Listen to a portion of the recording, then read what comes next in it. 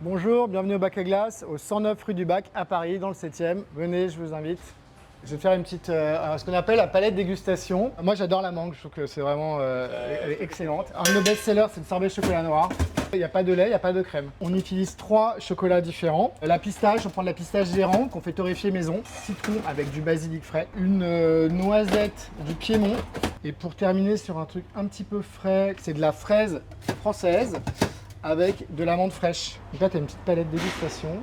Alors, le Bac à Glace a été créé en 1955 par mon arrière-grand-père qui avait une grande brasserie à côté et qui a créé cet endroit pour fabriquer ses glaces à l'origine et ses pâtisseries. Et au fur et à mesure des années, il a ouvert l'endroit qui s'est développé et il a réussi à convaincre la clientèle du quartier et tous ses amis restaurateurs pour vendre des glaces. L'entreprise a été ensuite récupérée par mon père dans les années 80 jusqu'à 2018 où j'ai pris le flambeau pour continuer cette aventure familiale et fabriquer des glaces.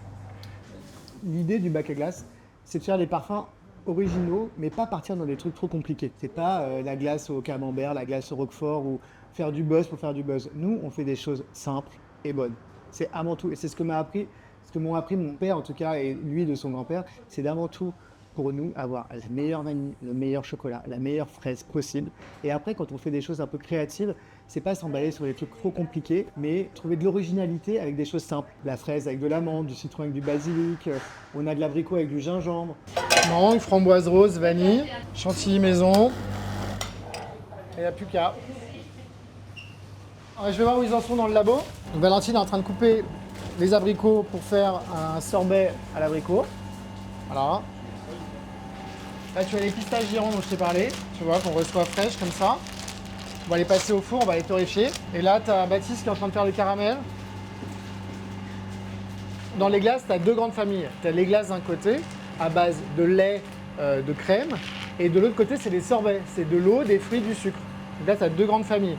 Là, pour la pistache, ça va être une glace, une crème glacée. Donc on va mettre de la crème, du lait, un peu de sucre. Là, les pistaches, elles sont fraîches. On va les passer au four pour les torréfier.